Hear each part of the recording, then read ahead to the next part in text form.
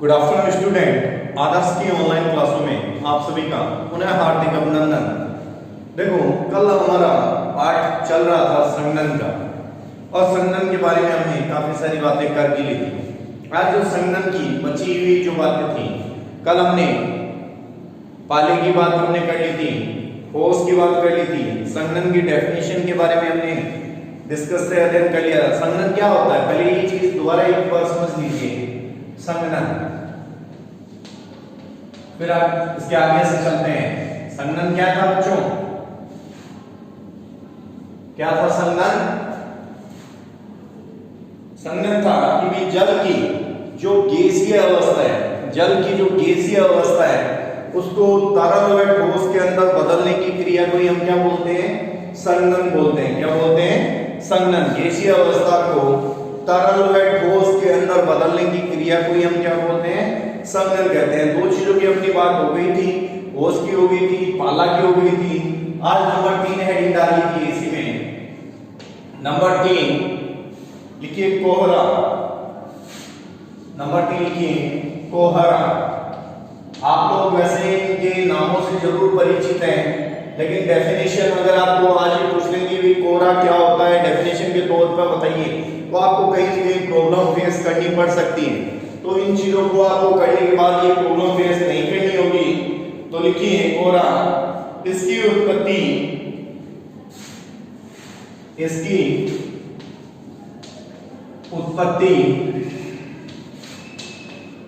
धरातल के निकट, इसकी उत्पत्ति धरातल के निकट, इसकी उत्पत्ति की बात कर रहे हैं, कोहरे की उत्पत्ति धरातल के निकट जलवाष्प के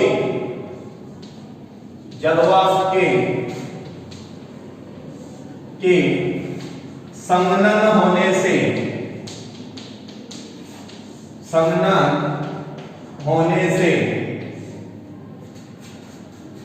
होती है। किसके संघनन होने से? जलवाष्प के संघनन होने से होती है। इसकी उत्पत्ति, कोहरे की उत्पत्ति। कोहरा वायुमंडल की, कोहरा वायुमंडल की पारदर्शिता। आप लोग देखते हो जब कोहरा आ जाता है तो वायुमंडल की जो पारदर्शिता है,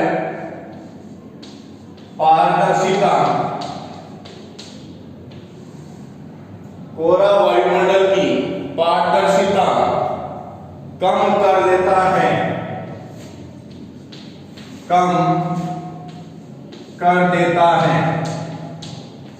क्योंकि जब कोहरा आता है तो वायुमंडल के अंदर आप लोगों को आगे का जो पोर्शन वो दिखाई नहीं देता है, तो ये चीज क्या कहलाती है? उसकी पारदर्शिता कहलाती है।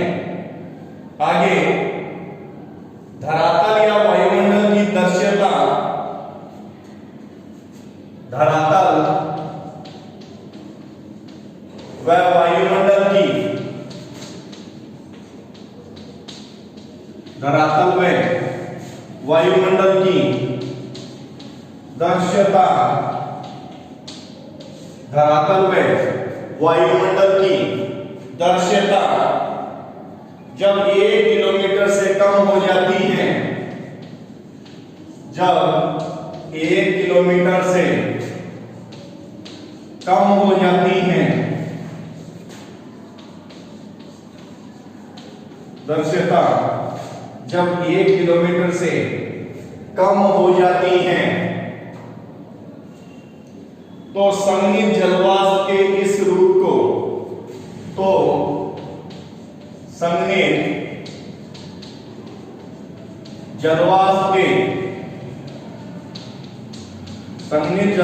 के इस रूप को ही क्या कहते हैं?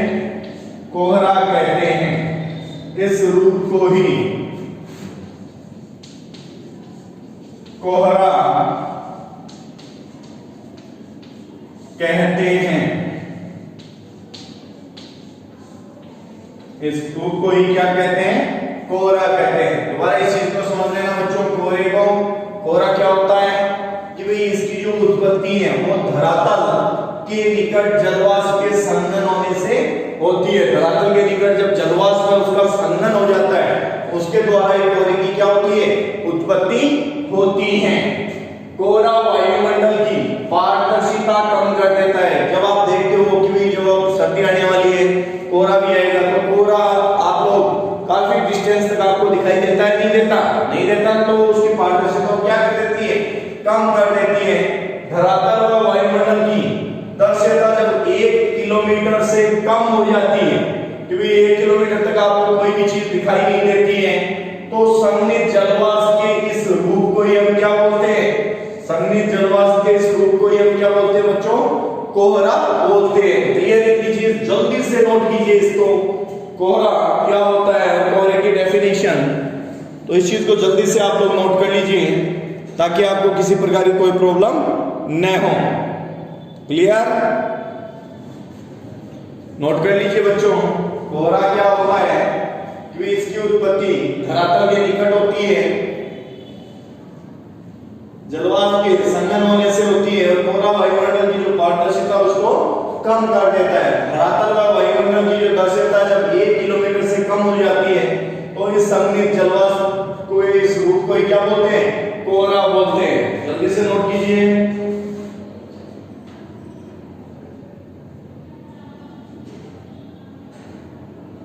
हो गए नोट, आगे बात करें।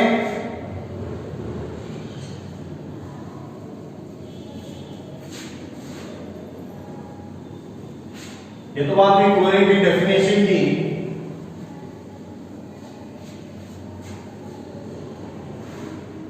आगे फिर लिखिए, कोहरे के लिए आवश्यक है कि, कोहरे के लिए आवश्यक है कि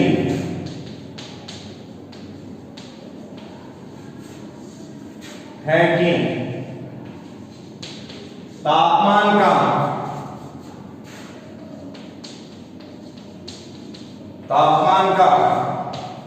औशांकी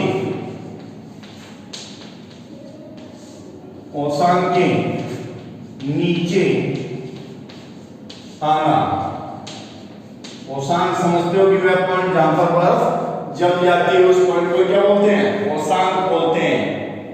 नीचे गिरना तथा मंद गति से पवन का प्रवाह तथा मंद गति से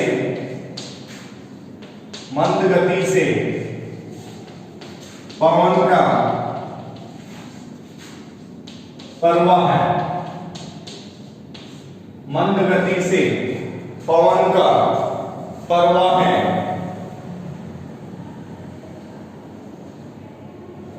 आगे लिखिए, दृश्यता के आधार पर,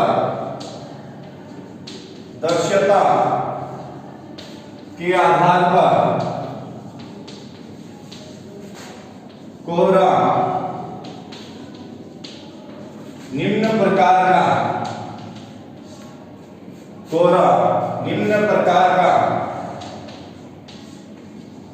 होता है। दृश्यता के आधार पर कोहरा निम्न प्रकार का होता है।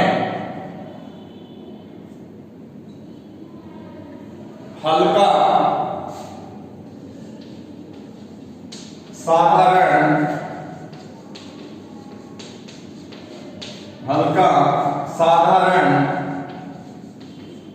सघन और अति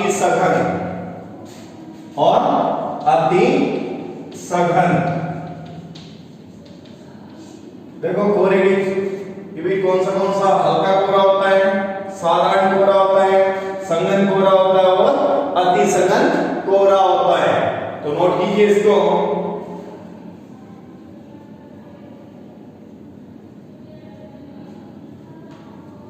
आगे एक लाइन और लिख सकते हो, कोहरे की सघनता का मापन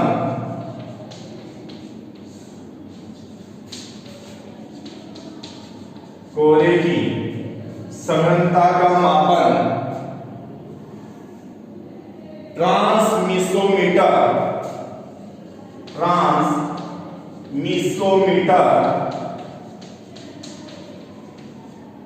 से किया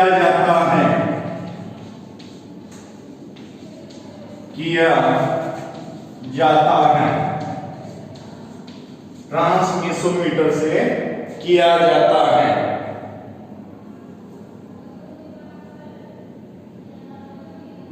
तो दृश्यता अत्यधिक अगर कम होने की जो दशा है उसको क्या बोलते हैं? कुहासा या धुंध बोलते हैं। ये भी चीज आपको ध्यान में रखनी चाहिए। आगे की चीज समझ लेना बच्चों। कोहरे के लिए आवश्यक है कि तापमान का औसत के नीचे आना, क्योंकि तापमान जो होता है वो औसत, आप सभी को पता है क्या होता है औसत? जिस पॉइंट के ऊपर बर्फ जम जाती है, औसत के नीचे आना तथा मंद गति से पवन का प्रवाह। दृश्यता के आधार पर कोहरे को निम्न प्रकार के अंदर बांटा गया है। पहला हल्का कोहरा, दूसरा साधारण कोहरा, तीसरा सघन कोहरा और चौथा अति सघन कोहरा। अब कोहरे की जो सघनता है का मापन किसके द्वारा होता है? ट्रांसमिसोमीटर के द्वारा। छोटे क्वेश्चन ये चीज पूछ ली जाती है तो ये चीज आपको ध्यान में रखनी बहुत ज्यादा जरूरी है। ठीक है, किसके द्वारा होता है? ट्रांसमिसोमीटर के द्वारा। जल्दी से नोट कर लीजिए इस चीज को। उसके बाद आगे बात करते हैं बादल या मेघ की।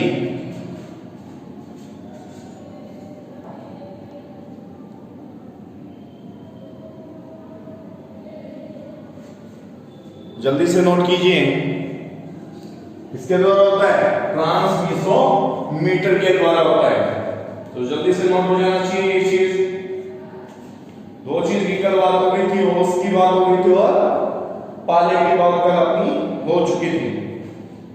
आज जो बात कर रहे हैं वो कोहरे की बात कर रहे हैं, उसके बाद बादल की बात करेंगे, बादल या मेघ। कोहरा समझ में आ गया?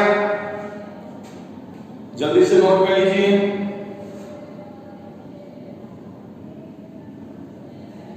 रफ कर दो इसको। फिर आगे बात करते हैं बादल की। इसका जो चौथा पॉइंट डाल दीजिए आप, संगम का बादल या मेघ। क्लियर?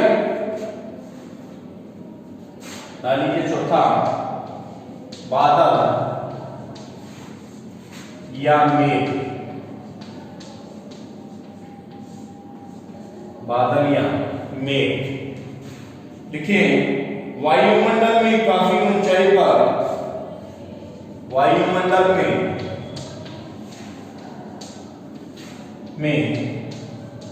काफी ऊंचाई पर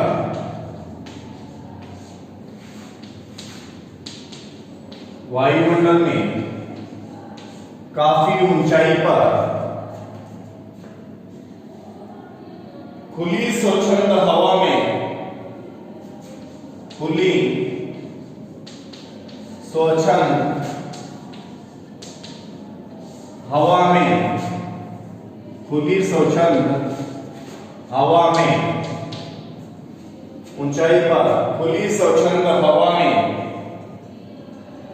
जलवाष्प के संघनन से बड़े कणों, जलवाष्प के संघनन से बने कणों,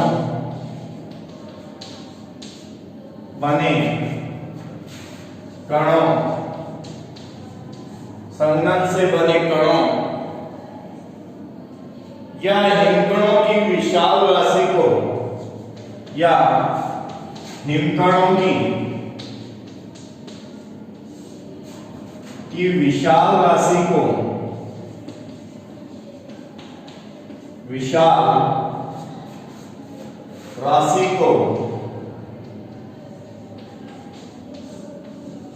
राशि को क्या बोलते हैं? बादल कहा जाता है, बादल कहा जाता है। अगेन डेफिनेशन को आप लोग पहले याद कर लीजिए। बादल या मेघ क्या होते हैं? कि भाई वायुमंडल में काफी ऊंचाई पर खुली स्वच्छंद हवा में जलवाष्प के संघनन से बने कणों या हिमकणों की विशाल राशि को ही क्या बोलते हैं? बादल बोलते हैं। दोबारा समझा देता हूं। वायुमंडल में काफी ऊंचाई पर खुली स्वच्छंद हवा में जलवाष्प के संघनन से बने कणों या हिमकणों की विशाल राशि को बादल कहा जाता है। नोट कर लीजिए, सबसे पहले डेफिनेशन को नोट कीजिए बादल की, उसके बाद आगे चलते हैं। डेफिनेशन नोट हो जानी चाहिए बच्चों। बादल किसे कहते हैं? क्लियर?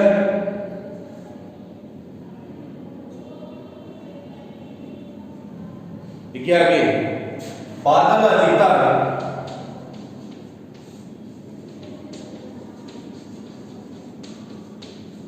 12,000 मीटर की, बादल अधिकतर 12,000 मीटर की ऊंचाई पर पाए जाते हैं।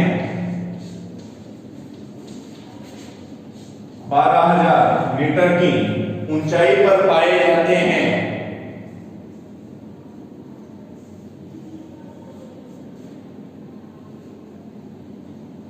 बादल का निर्माण,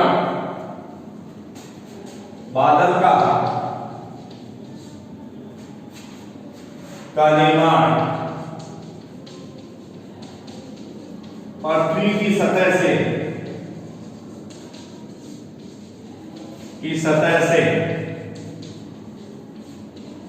कुछ ऊंचाई पर होता है। कुछ ऊंचाई पर होता है।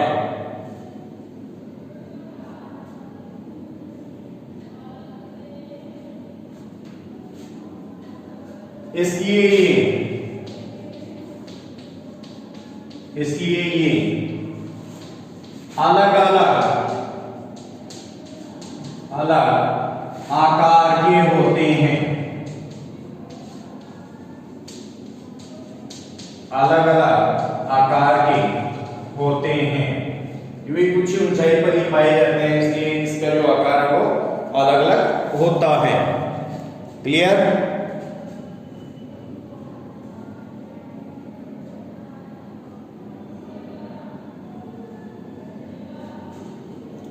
क्लियर है इतनी चीज? वायरस को समझ लेना बच्चों। बादल या मेघ वायुमंडल में काफी ऊंचाई पर खुली स्वच्छंद हवा में जलवाष्प के संघनन से बने कणों या हिमकणों की विशाल राशि को ही क्या कहते हैं? बादल कहा जाता है। विशाल राशि को बादल कहा जाता है। बादल अधिकतर 12,000 मीटर की ऊंचाई पर पाए जाते हैं, लेकिन बादल का निर्माण पृथ्वी की सतह से कुछ ऊंचाई पर ही होता है, इसलिए ये अलग अलग आकार के होते हैं। जल्दी से इसको नोट कर लीजिए, फिर आगे बात कर लेते हैं।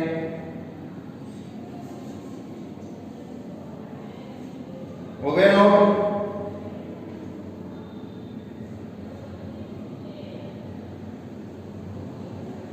रफ करता हूं।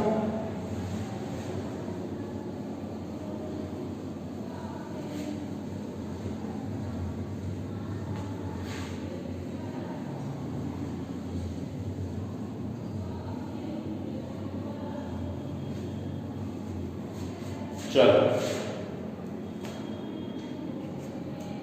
आगे, फिर इसलिए ये अलग अलग आकार के होते हैं, अतः इसकी ऊंचाई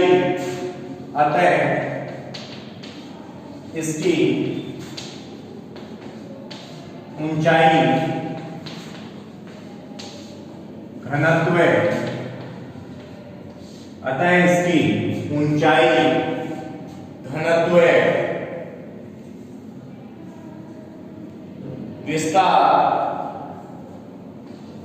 विस्तार तथा पारदर्शिता के आधार पर पारदर्शिता के आधार पर पारदर्शिता के आधार पर बादलों को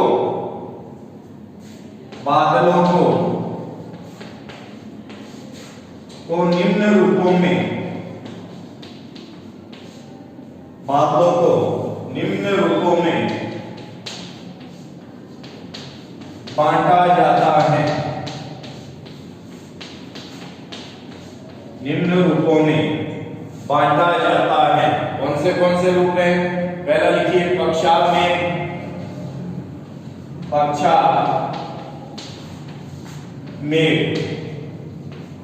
नंबर 1 लिखिए पक्षाव में। नंबर 2 कपासी में,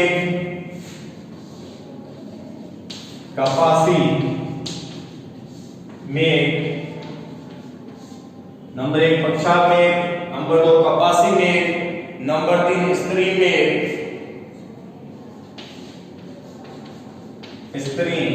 में, और नंबर 4 वर्षा में।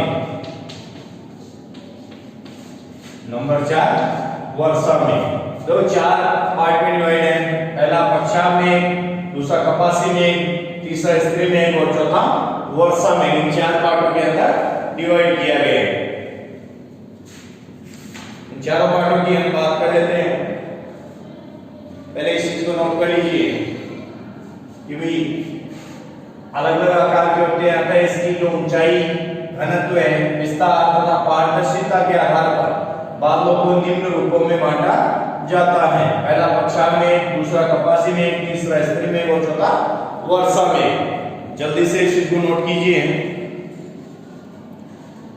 फिर आगे बात कर लेते हैं चारों मेघों के बारे में।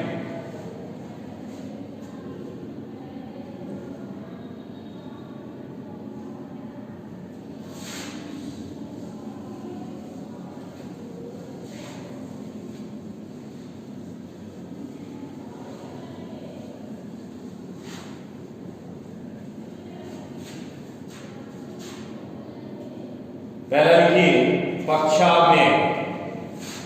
नंबर 1 पक्षाव में, नंबर 1 पक्षाव में। देखिए ये सर्वाधिक ऊंचाई,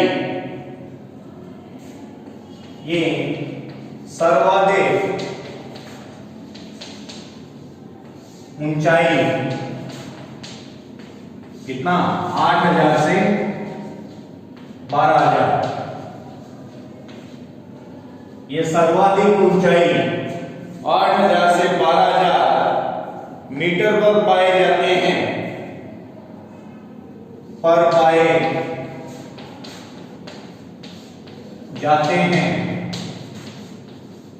8000 से 12000 मीटर पर पाए जाते हैं। इससे मौसम प्राय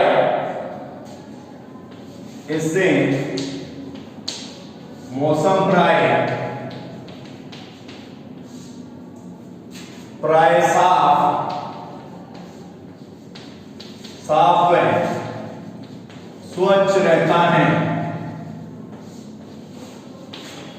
मौसम प्राय साफ व स्वच्छ रहता है तथा वर्षा नहीं होती है।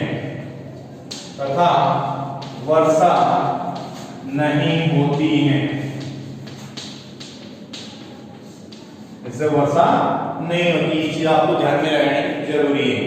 क्लियर?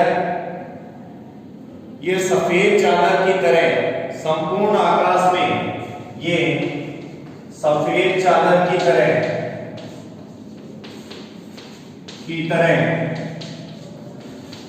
संपूर्ण आकाश में फैले रहते हैं।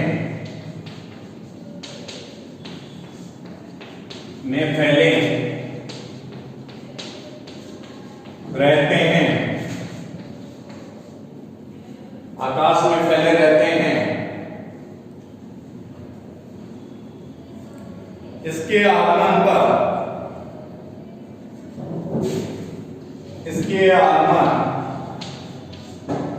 आगमन पर सूर्य व चंद्रमा के चारों ओर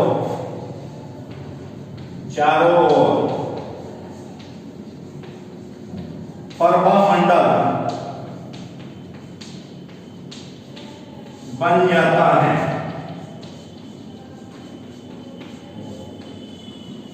प्रभामंडल बन जाता है जो चक्रवात आने के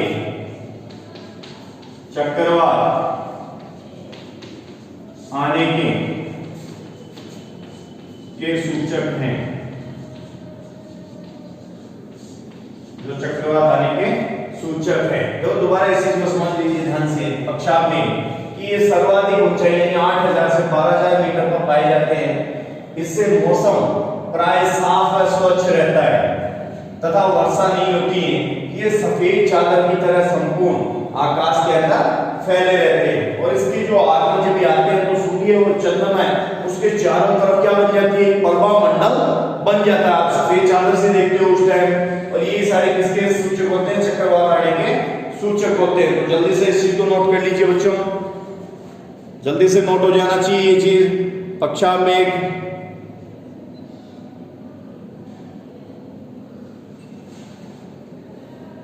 आने के सूचक होते हैं, आने के यहां सूचक होते हैं। जल्दी से नोट कीजिए। तो अगला बात करते हैं कपासी मेघ।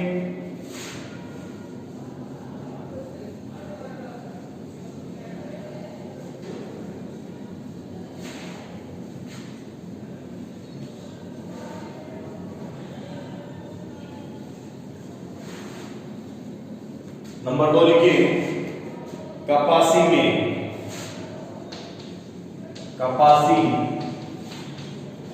मेघ। नंबर 2 लिखिए कपासी मेघ। लिखिए अत्यधिक विस्तृत तथा अत्यधिक विस्तार तथा गहरे, अत्यधिक विस्तार तथा गहरे काले रंग के समन्वय, काले रंग के संघन बादल होते हैं, बादल होते हैं। अत्यधिक विस्तार गहरे काले रंग के संघन बादल होते हैं। इन बादलों से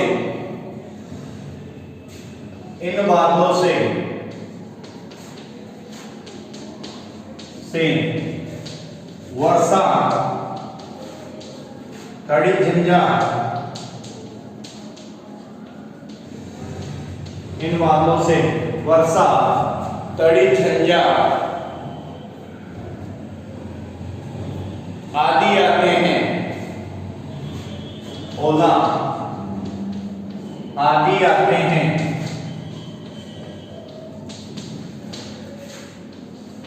कड़ी झंझा, ओले आदि आते हैं। ये रुई के समान दिखते हैं, ये रुई के समान दिखते हैं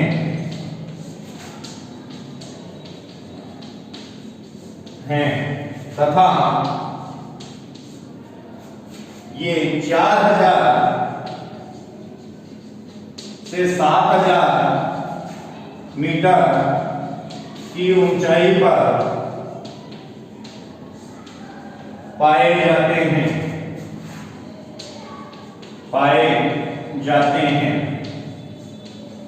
4000 से 7000 मीटर की ऊंचाई पर पाए जाते हैं। क्लियर?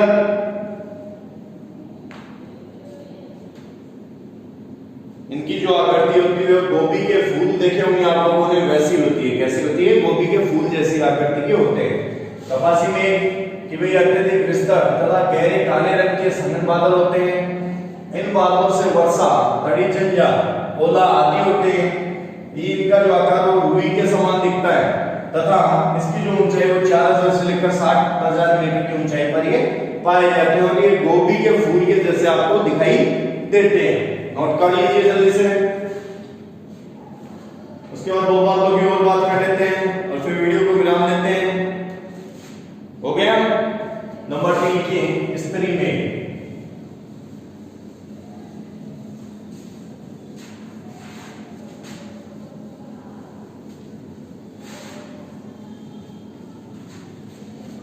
नंबर 3 लिखिए स्त्री में। स्त्री में हेडिंग डाल लीजिए।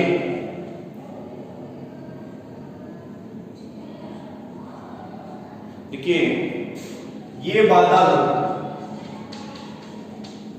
कोहरे के समान होते हैं। कोहरे के समान होते हैं तथा सतह के निकट पाए जाते हैं। सतह के निकट पाए जाते हैं। कोहरे के समान होते हैं, सतह के निकट पाए जाते हैं। इसकी रचना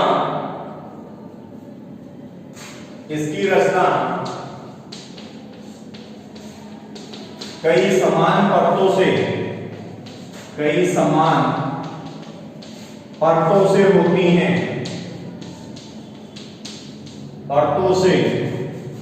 होती हैं। इसकी रचना कई समान परतों से होती है। इसका निर्माण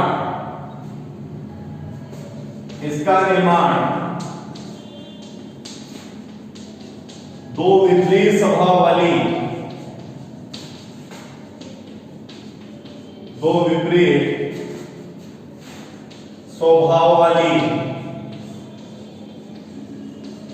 इसका निर्माण दो विपरीत स्वभाव वाली हवाओं के मिलने से प्राय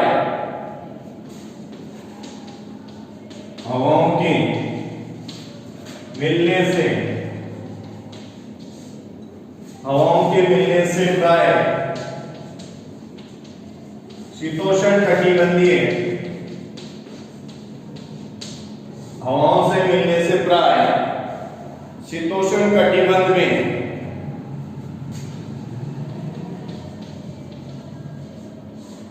शीत ऋतु में होता है।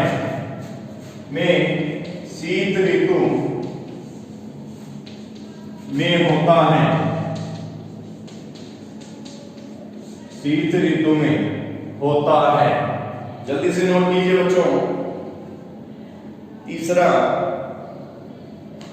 स्त्री में इसे कहते हैं कि ये जो बादल होते हैं वो कोहरे के समान आपको दिखाई देते हैं तथा सतह के निकट पाए जाते हैं। सतह के सबसे निकट पाए जाते हैं।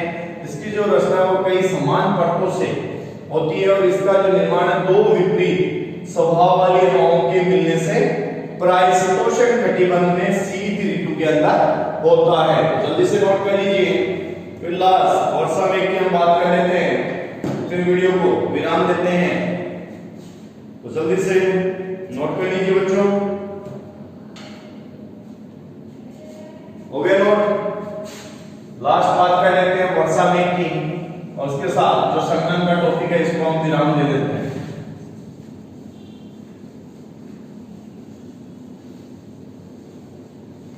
क्लियर? तो लिख लीजिए लास्ट वर्षा में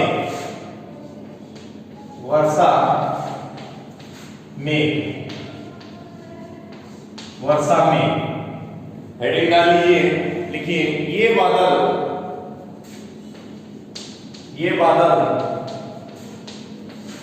घने व काले होते हैं। ये बादल घने व काले होते हैं। इसकी संघनता के कारण सघनता के कारण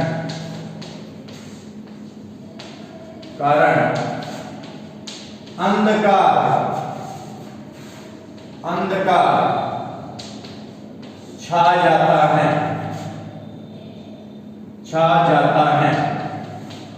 कि भी ज्यादा संघन हो जाते हैं तो क्या हो जाता है, अंधकार यानी अंधेरा सा हो जाता है। तथा भयंकर वर्षा होती है, भयंकर वर्षा होती है। तथा यह कम ऊंचाई पर पाए जाते हैं। कम ऊंचाई पर पाए जाते हैं। नोट कर लीजिए बच्चों। लास्ट वर्षा मेघ के बारे में, भी वर्षा मेघ क्या होते हैं, ये बादल घने हुए काले रंग के होते हैं। इसकी जो सघनता के कारण ज्यादा सघन हो जाते हैं तो अंधकार छा जाता है।